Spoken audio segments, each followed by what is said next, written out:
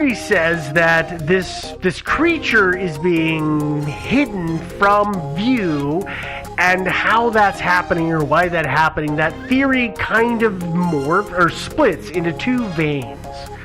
The first vein is that the Chupacabra was created by the U.S. government in a lab.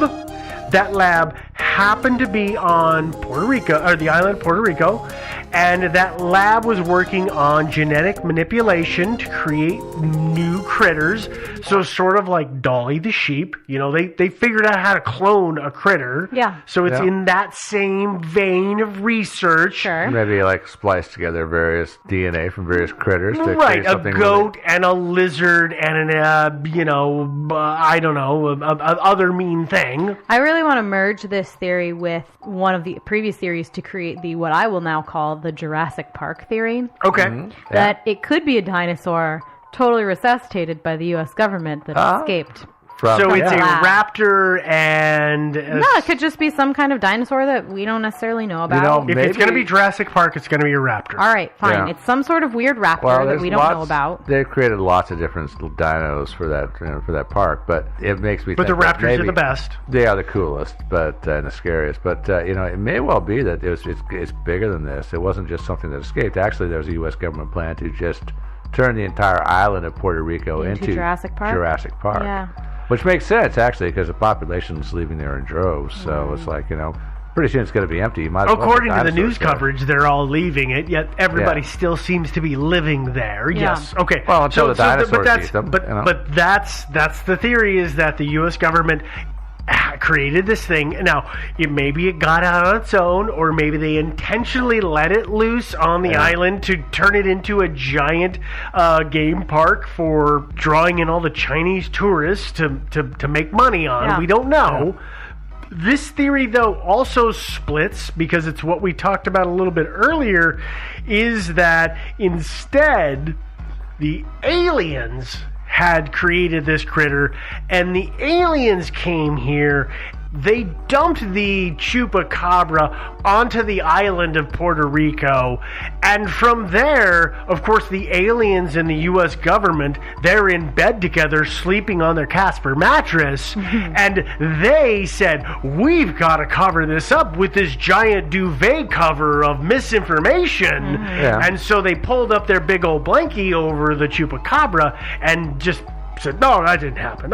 You don't know what you're happening. That didn't happen. That could actually explain some of the incoherences of the descriptions of the Chupacabra, is that you have your agents actually report sightings of the Chupacabra, but every one of them looks a little different. Yeah, or even a lot different. Yeah. And that would totally destroy the credibility of the original sightings, the actual real sightings. Yeah. True. Yeah. Now, Joe, I know you're a huge fan of always digging into old historical information on these things, and I know you found, I don't know if you came up with this or you found this, I don't know how you got this, dude, but I could not explain imagine this myself next making theory this that up, you no. shoehorned into my script. Well, and I got this out of a book, and some research I was doing on the assassination of Abraham Lincoln and all the years. Because that happened. Yeah, and it did happen eventually. Apparently there were other assassination attempts. He was controversial, but this was a rather controversial time in our history. Passions were running high. So very, very high over the slavery thing and secession and all that. But he did not. What I was trying to say is he didn't come into power with this huge wave of approval. There was all kinds of factions that were not happy about him, as tends to be kind of typical of first-term presidents when there's a sea change. It's even when things are fairly okay. I mean, things kind of go nuts when people's guy doesn't or girl does not win the White House like they thought he or she should, and everybody goes berserk. But let's get back to our theory here. So in the 1850s, this would be before obviously Lincoln became president, the Pinkerton Detective Agency was actually hired by Abraham Lincoln after they repeatedly thwarted an assassination attempt against him, and which I did not know of. You did not? Yeah, I did not know. I had no idea that happened. Well, yeah, this is part of the theory. I'm not so sure that I've heard about this one before either, because if there had been a previous one, I don't know. Well, it just hasn't been publicized, let's just say. Obviously, they sort of dropped the ball on the second attempt. You know? Yeah. Yeah. They did. Well, they did. Well, you know, you got to remember about the second attempt, though, is that the Civil War was basically over at that time. So it seemed like the threat was over. Yeah, everybody was probably kind of thinking, okay, everybody's just going to go back to their corner, and we're all just going to kind of get over it and everything. Yeah, maybe that was it. I don't know. But yeah, the guard was down. There was a member of the Pinkertons who was actually well known for his superior, I don't know, his instincts, I guess. And he went by the code name Tuplock Holmes. Really? And he was a key member of the agency. Yeah, Tuplock Holmes. And he was kind of funny looking, but he still had a massive success rate, so he was accepted and promoted.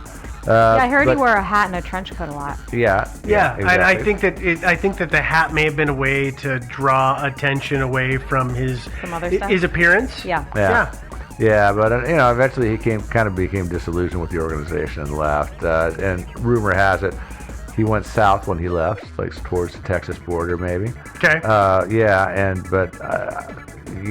than that, surprisingly, for a guy who spent so much time with the agency, there's not that much known about him. And then totally makes sense. Yeah. I mean, he's a spy, right? Yeah. Well, that's a good point. He wants to be kind of anonymous. Yeah. Although, if he's out there still, and I assume he is, somebody named Arthur Conan Doyle actually did some research into his time with the Pinkertons and basically ripped it all off and made it into the Sherlock Holmes stories and made a pile of money on it. And so there was a message left behind, one last message, a coded message left behind for Alan Pinkerton. Yeah, code breakers have not yet been able to figure this letter out. But so it said in clear it said what? Figure this one out. You're a racist jerk face. Something like that. But, something like that, right? Yeah, but they haven't been able to figure out what the code was. Yeah, maybe there is no code. Maybe that was actually the thing. Well, it could have been. It could have been, like I said, some coded messages are probably not really coded at all. Yeah. They're just meant to just drive people nuts. Yeah. I think at least one or two of the Zodiac messages are actually that way. I actually do. I totally agree. I think so. I do. Yeah. If this is a coded message, I love the uncoded version because come on. Or the coded version. So, Joe, I'm sorry, what does this have to do with Chupacabra? Well, Tuplock Holmes is believed by some people that Tuplock Holmes might have actually been the Chupacabra in disguise. Yeah, okay. Yeah, I mean... I guess that makes sense.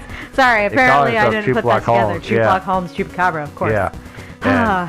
So whether it's the Chupacabra, and we don't know if the Chupacabra that we see today is the same one from 100, 200 years ago. I mean, some creatures actually live a long, long time. This is also a time frame when people were playing with a lot of chemicals, and it could be that Tuplock Holmes figured out some steampunky way to make a whole bunch of chemicals to extend his life, but of course it gave him a horrific skin condition and an abnormally large love of goats. So literally what you're saying is he just figured out how to turn himself into a Victorian vampire. No, a Victorian goat fire. Goat pyre? Goat pyre. That doesn't work, does it? No, it's still a vampire. I like goat molester. A goat lover. Goat lover. Victorian goat lover? Okay, let's just... Did you get where I'm going here? Like, he's got a thing for goats, but he lives forever? Yeah, but nobody. Vampire. Nobody's liking this. Okay. No, I don't think our listeners are buying this. Although I kind of like your idea, Devin, that he maybe was experimenting with certain chemicals and went from being basically a human being to this creature. Yeah, who dined on blood. Kind of Jekyll and Hyde sort of thing. Yeah, exactly. So I don't know.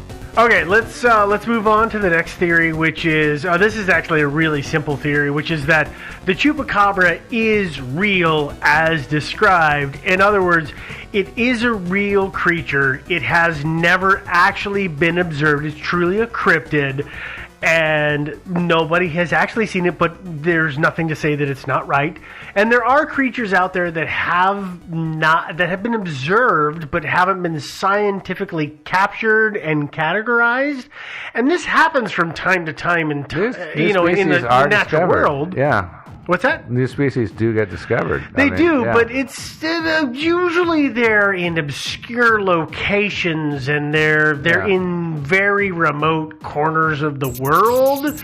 To just be bouncing around in the middle of South America and Puerto Rico seems a bit far-fetched. Two things, though. I mean, as Devin theorized earlier, he could have somehow got snagged up and wound up in some cargo that got shipped to Puerto Rico. As far as South America and places like that, I mean, human settlements expand and expand into its territory. So, it's entirely plausible. Well, let's move to we'll dump that for a second because it's going to then play into the next theory, which is that it's a myth. Because, of course, my problem with that is that there's the unobserved thing.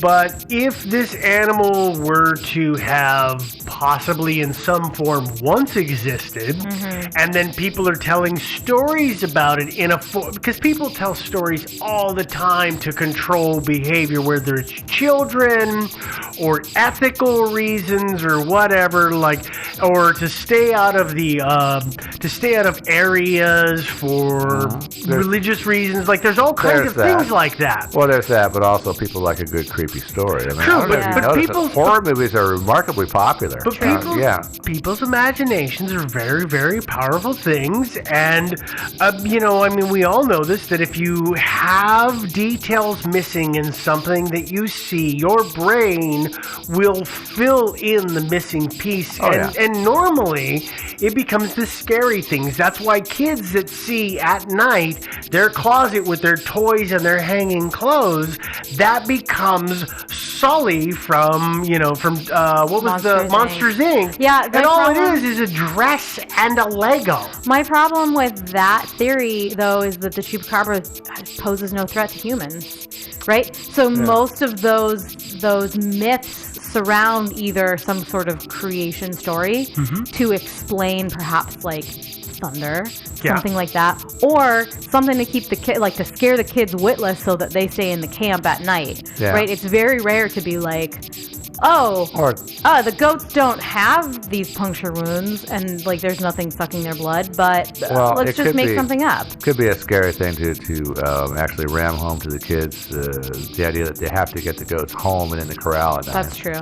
But it's just usually those kind of myth creations center around, like you said, people and scaring people either into behaving or believing something, and then it has some repercussions for a human if they don't do that thing, right? Yeah, well, very true. Yeah. So let me share a story of suggestion and interpretation. Okay. We're going to go back to 1995, which is when we said the story kind of went viral. And we're going to go back to Madeline Tolentino. Yeah, from Puerto Rico. Yeah, in Puerto Rico. Yeah. She's, remember, the originator of the Chuppy that we know and love. Well, it turns out that Madeline, weeks before, had gone to the theater and seen the movie Species. I know, I heard about this. And by the way... And this thing does look an awful lot like the critter in Species. Yeah, she did not just think that this was a movie. She thought this was something that was happening on the island of Puerto Rico. And if you go and you watch the movie Species, which is about the main character-ish, is this girl who becomes an alien and she gets all these weird things on her. And if you look at her... She gets really big by the end, by the way. She does get really big by the end. But if you look at her, she looks a lot like any creature created by H.R. Geiger, because lo and behold, he wrote both stories, the aliens from the Alien series. And by the way, if you don't know what I'm talking about, stop. Pause us right now. Google H.R. Geiger aliens.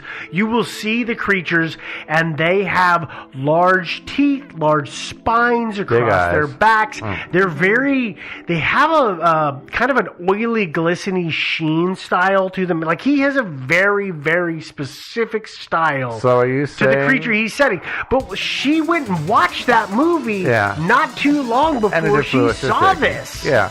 So, but are you saying that H.R. Geiger is the Chupacabra? Is that what you're saying? So no, but what you are saying is that this theory isn't so much like, ooh, it's a myth. The theory is this woman got confused.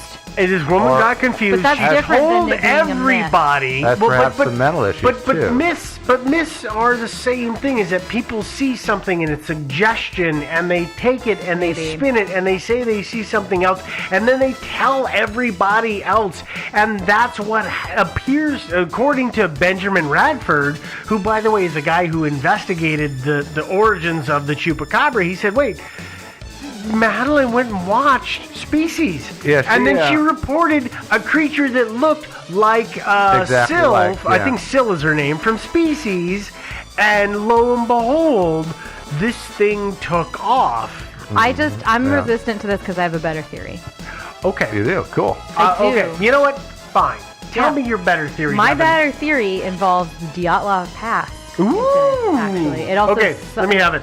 It solves the Dyatlov Pass incident almost. All right. Really? Basically, it's my understanding that Chupi was actually an agent for the KGB, whether it be, a genetic mutation agent or like an actual agent. In some way, forced to coerce or coerced to work with the KGB. Okay. And I kind of do think that there was some sort of, instead of the U.S. government created this creature, maybe the KGB created this creature. Or it could have been Tom Cruise in a rubber mask. Could have been Tom Cruise in a rubber mask. I think he was a little before his time, but okay. for all I don't know, And by the way, Scientologists might live forever. So. Just to go on the record, Tom Cruise is a rubber mask. He is. He might be a cryptid. He already is a rubber mask. Yeah. True. No, but I think that Chupi was created, but he was somehow a KGB agent, and he was actually responsible for the deaths at Dyatlov Pass. Like we said, we were talking about, maybe he drains the blood to actually eat people, and this could be a really good example of what happened. I mean, in the frozen tundra. So what you're saying is 5 years ago, a joke by Joe turns out to be true. Yeah, basically. Well, it wasn't a joke, kids. Yeah. No, he had just started doing the research, and I finished this research up for him. And, I appreciate that. And but he did not actually drink the blood from these guys at Dyatlov Pass, did he? Well, some of the bodies were torn up. Right? And so I think... I see. So the evidence was destroyed. Yeah. Okay. I mean, it's possible. They froze. I don't know, really. But he realized on this incident something had gone wrong, like we were just saying, he tore the bodies up. Maybe he wasn't able to drink the blood. I don't know really what happened there. That's the remaining mystery of Dyatlov Pass. But because of this incident, he realized he couldn't work for the KGB anymore.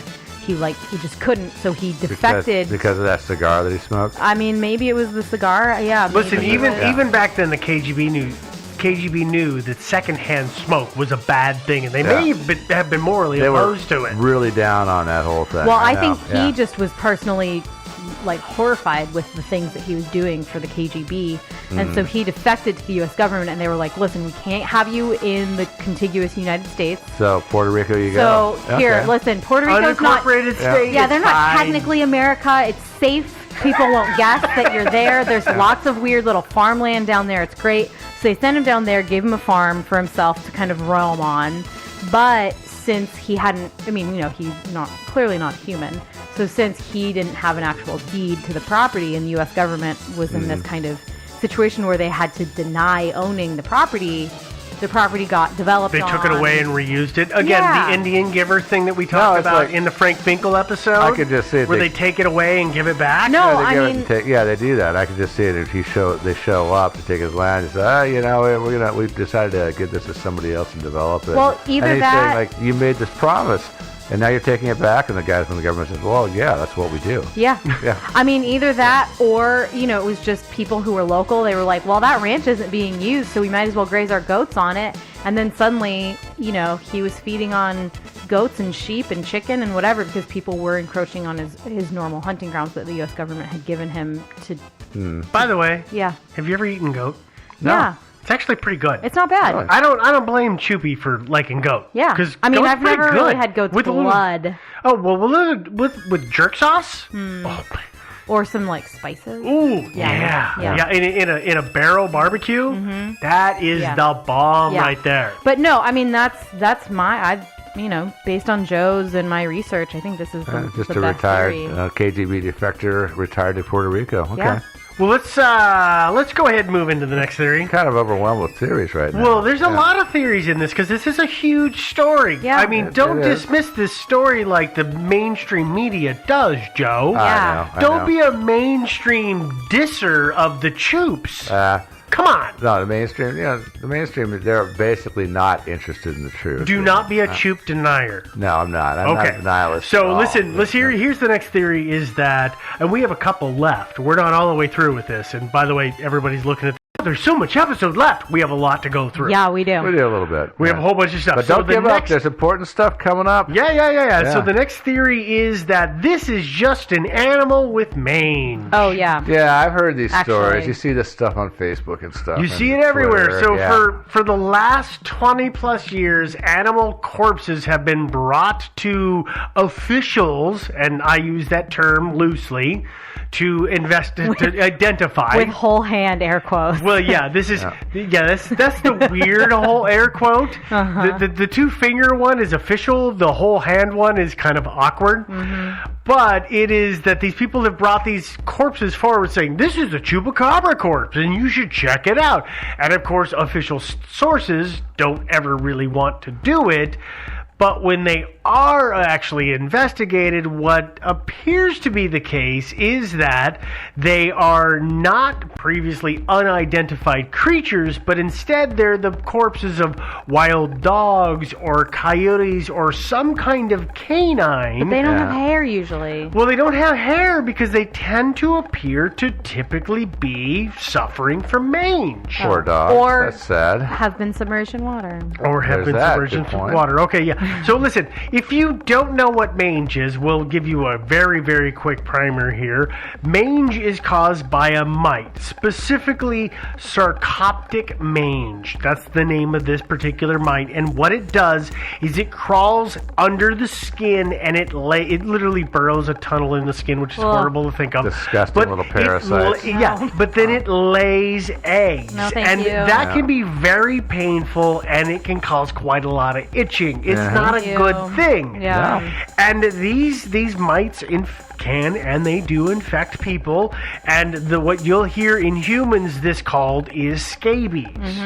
Now, lucky for us humans, we've been dealing with this particular brand of mites for years, like centuries, like millennia. So on an evolutionary scale, we figured out how to handle it and kind of corral it on the body. Now, it's not considered desirable to get scabies. It's not, but it is not something that is going to take you down. It is like it will a lot of animals. It's an inconvenience, and by the way, it is highly contagious and it is highly uncomfortable. And if you think you have scabies, you should see a doctor because it is very easily treated in humans today. But the point is, it will not kill us. At least it takes a really massive infection to really take down a human. Turns out in canines, though, that's not the case because canines have not been dealing with this particular mite nearly as long as we have. Pretty much just, they get it from humans. Yeah. So anyway, so a dog gets this and their immune system doesn't know what to do with it. It freaks out, the hair falls out, the skin gets thick and turns grayish, blackish, and it becomes very, very itchy. And the problem with that is that because it becomes itchy, they scratch at it, they spread the infection because it's highly contagious, just like in people, in animals or dogs, it's contagious. So spreading it makes it contagious. So they're spreading it around themselves. They're also opening themselves up to secondary infections.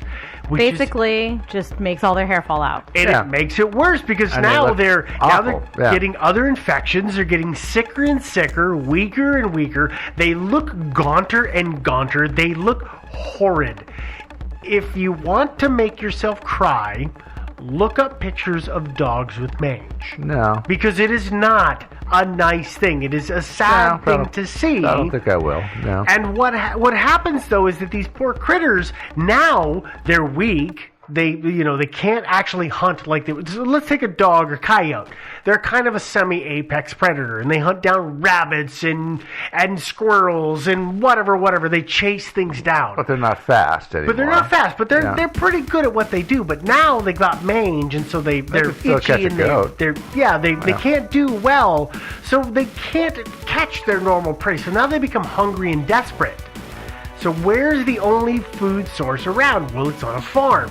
Convenience store? Well, no, not a convenience. They don't normally shop at 7-Eleven because nobody will give them a debit card. Damn it. But the problem is, of course, is that they don't want to go to a human settlement because we as humans, we're super aggressive. and we will take them out. We can be jerks about that. We don't like to share. I don't know if you and they that. know this, but suddenly they have no choice. Like that tied up goat is the only thing they can get. Yeah, they're going to go for they're it. desperate, so yeah. But of course, they're also easily scared away. So now let's say they attack the tied up goat, and then the guy who owns the goat comes out and yells, and they run away. Well, then he shows up, and all he finds is his bleeding goat on the ground with no blood in it. Yeah. He doesn't know what the hell is going on. Thus, he thinks a vampire attacked his goat. So it could be mange, because it does terrible, terrible things to these particular critters. Makes them look pretty ugly, that's for sure. Although, I'd like to point out, too, that it would be probably child's play for the U.S. government to pluck the hair out of some poor animal, some poor canine, and set them loose out there. Oh. You know, just to throw us all off the track of, the real Choopy. Oh, are you saying they, give them a buzz job and then spread the hair everywhere and say, oh, it was something else? No, what I'm saying is they essentially, buzz, shave their hair, whatever, and then set them loose to basically with the object that they will attack livestock, be spotted, be reported as this unearthly, awful, monstrous creature, which, darts off into the darkness. And that will basically allow people like you to spread this kind of disinformation. You know what I'm saying? I get it. Yeah, I get it. I don't like this theory either. Okay, you know what the theory I really like? So based on the area, and by the way, this is not in the script, so don't look at it because it's not going to help you out. Have you ever looked at a Mexican hairless dog? Oh, yeah. The ones with the mohawks? Okay, a friend of mine has a Mexican hairless, and her name is Choopy. She has gray, weird-looking skin and a very bristly black mohawk. And every time I read about the Chupacabra, I look at that dog and I think, well, you're too cute and sweet to do that.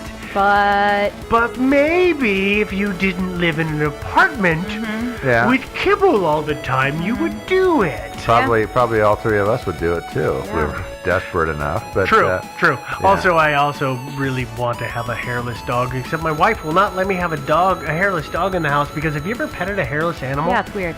It's like petting your forearm, Yeah. which is weirdly soothing to And me, but not to anybody else. I do not pet my forearm. Yeah, I do all I kinds don't of weird stuff, but I don't pet my forearm. Me neither. See, this is what keeps me comfortable in times of stress. Is I just pet my forearm. Okay. All right, well, let's go on to our next theory here, which is this theory, actually, this is probably one of our most solid theories we have to date, which is the Chupacabra created this particular podcast and has for the past 5 years forced us each week to make it. Or paid us. Actually, there is a theory out there, which is not really, but Choopy might be actually the first self-promoting quasi-mythical animal out there. He might be the publicist, kind of the obverse of Bigfoot, who actually is secretive. It might be that Choopy just can't get noticed, and he's trying really hard. Listen, have you seen the book written by the Bigfoot, though? Me Write Book? Yeah. It's a great book. I have not seen that one. Oh, it's a great book. Yeah, it's really good. Yeah, it's really well written. I might have me read book then, I guess. Okay, there you go. We have one other theory here, which is that all of these particular theories that we have read out today are correct. Yeah. And it turns out that we were not, in fact, paid by the Chupacabra to foster more and more disinformation about the Chupacabra. Yeah. And per the NDA that we all signed. Per the NDA that we all signed, this is true. We're not even supposed to be saying what we're saying right now. Yeah, it's so true. Sorry about that. Yeah. No lawyer me, please. Please. Okay.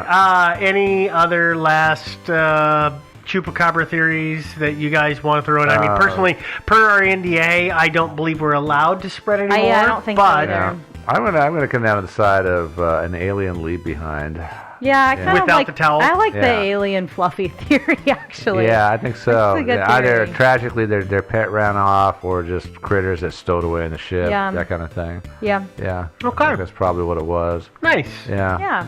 All right, boys and girls. Well, now that we've solved the mystery of the Chupacabra, we need to talk about that bit of information that we told you in the beginning of the episode that you need to listen for. Oh, yeah. Yeah. So hopefully you're still listening. I really hope they're listening. Otherwise, you're going to be really, really confused later. Yeah. Because here's the deal, guys.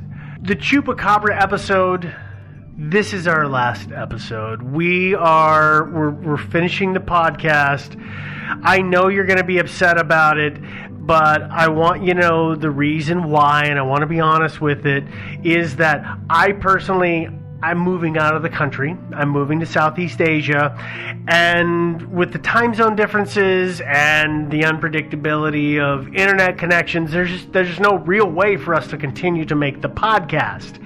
And when I talked to Joe and Devin about this, when I knew that I was going to move, we figured it out, and we said, listen, the one thing we want to do is we want to make sure we get to that 5-year mark. We're so close. Let's hit that anniversary. And that's why we've gone to this episode that we did. By the way, people have asked us in personal interactions, well, what would be your final episode? Well, we always said, well, it would have to be the Chupacabra. So thus why Chupi got to be the crowning final episode. So there's some things that I would like to share, some heartfelt things I'd like to express.